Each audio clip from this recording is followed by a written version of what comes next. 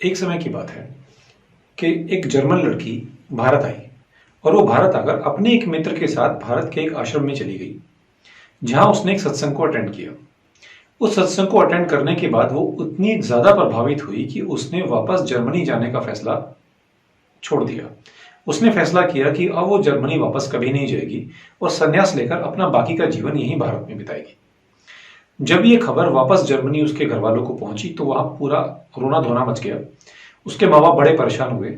उसकी माँ बहुत रोने धोने लगी कि उसकी बेटी जो पढ़ाई लिखाई में इतनी अच्छी थी, वो डॉक्टर बन सकती थी, वो इंजीनियर बन सकती थी, वो बड़ी से बड़ी वैज्ञानिक बन सकती थी, उसने अपनी जिंदगी में ऐसा फैसला कैसे ले लिया कि वो संन्यास ले लेगी। जर्मनी से उसके पिता भागे और भारत आए।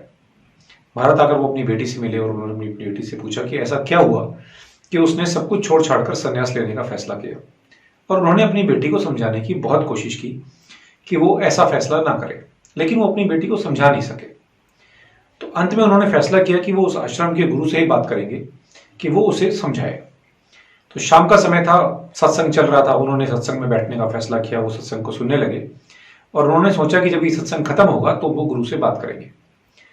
जब सत्संग खत्म हुआ तो सत्संग खत्म होते होते उनका खुद का मन डामाडोल हो गया और उनके खुद के मन में सत्संग सुनने के बाद संन्यास लेने का भाव जागने लगा।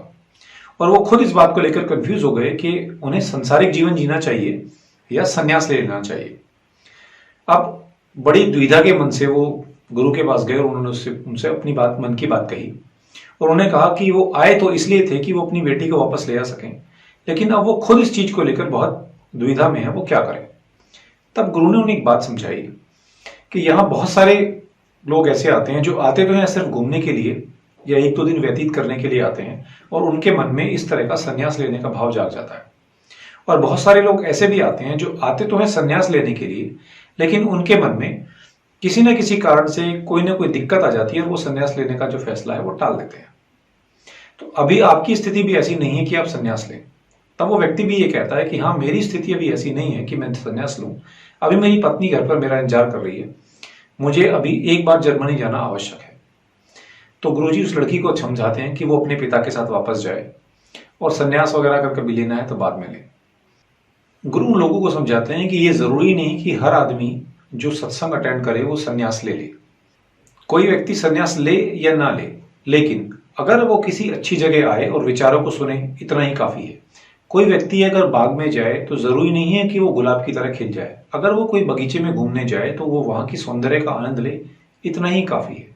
अगर कोई व्यक्ति कभी किसी धार्मिक स्थल पर जाए, किसी मंदिर में जाए, किसी गिरजाघर में जाए, तो जरूरी नहीं कि वो वहां जाके पूजा पाठ ही करे।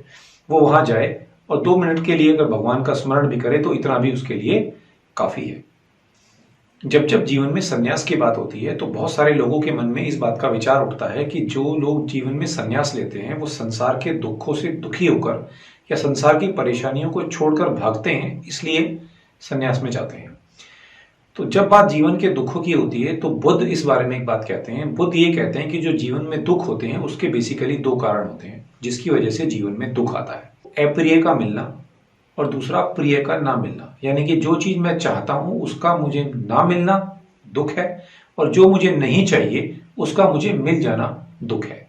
इसलिए बुद्ध कहते हैं अगर मन की स्थिति ऐसी हो कि आपको ना कोई चीज प्रिय लगे ना ही कोई चीज अप्रिय लगे, यानी ना तो आपको किसी चीज से मोह हो ना ही किसी चीज से आपका मोह भंग हो जाए, तो जो मन की ऐसी स्थिति है उस समय आपको दुख नहीं होगा।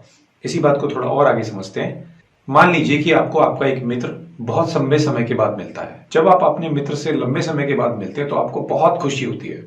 आप उससे बड़े मन से मिलते हैं, टूट कर गले मिलते हैं और उसे बड़े खुशी के साथ अपने घर पर लेकर आते हैं।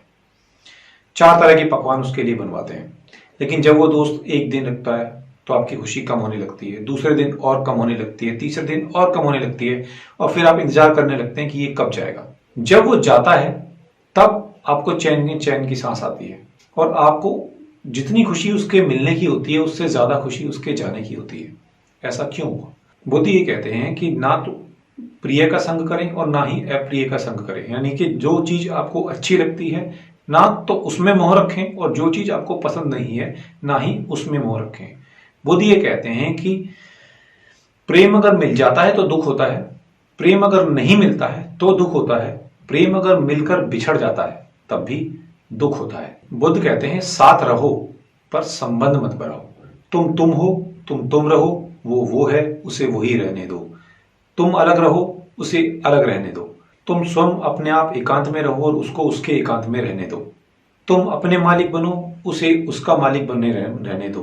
तुम कभी भी उसके मालिक बनने की कोशिश मत करो और ना ही किसी दूसरे को अपना मालिक बनने दो।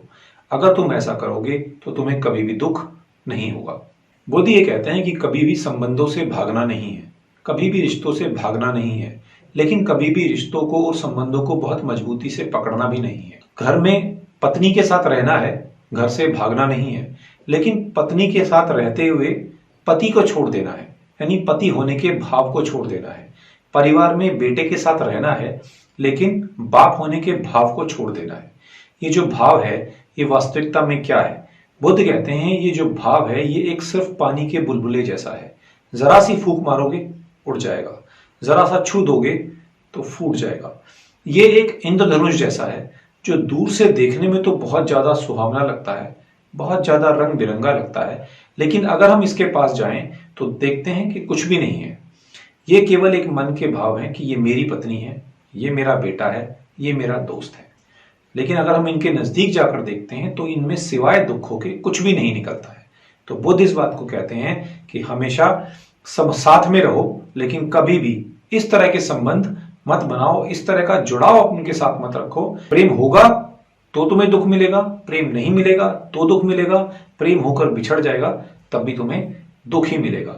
तुम्हें इन चीजों से खुशी कभी नहीं मिलेगी। अगर कभी थोड़ी बहुत खुशी मिलेगी तो वो बहुत बहुत बहुत ही क्षणिक होगी।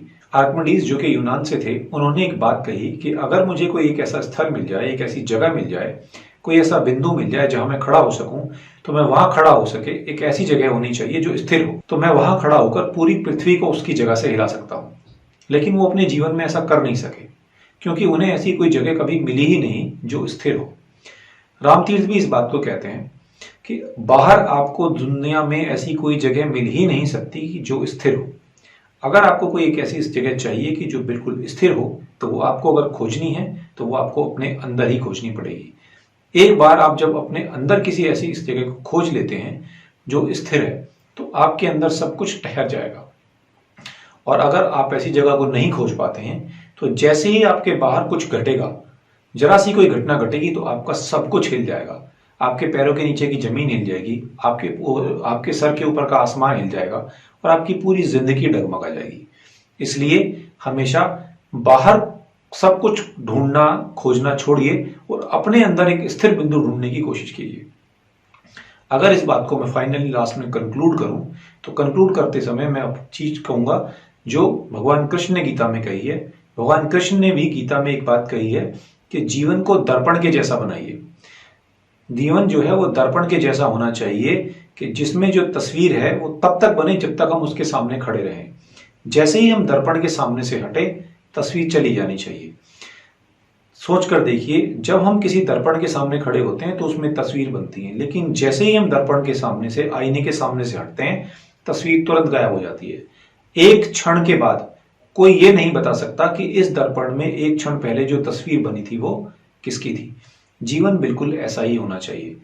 कोई भी व्यक्ति जो हमारे सामने खड़ा है वो तब तक है जब तक वो हमारे सामने खड़ा है। जैसे ही वो हमारी नजरों से हटे, हमारी आंखों से ओझल हो, वो हमारे दिमाग में से, हमारे मन से पूरी तरह से खत्म हो जाना चाहिए। उसका कोई भी चिन्ह हमारे अंदर शेष नहीं बचना चाहिए। अगर उसका कोई चिन्ह हमारे अंदर शेष बचता है तो बस वही हमारे दुखों का कारण बनता है। लेकिन हम लोगों ने अपने जीवन को एक फोटोग्राफिक रील के जैसा बना लिया है। जब भी कोई हमारे सामने आता है हम उसकी फोटो खींचते हैं और उसकी तस्वीर को परमानेंट अपने जीवन में, अपने मस्तिष्क में छाप कर रख लेते हैं, जिससे हम उसे बार बार रिकॉल करते हैं, बार बार याद करते हैं और जिससे हमें दुख होता है। इसलिए अपने जीवन को फोटोग्राफिक मत बनाइए। अपने मस्तिष्क को फोटोग्राफिक ना बनाकर कृष्ण के अनुसार दर्पण के जैसा बनाइए। जैसे ही कोई सामने से गुजरे, एकदम दर्पण बिल्कुल क्लियर हो और उसमें कोई तस्वीर ना बचे।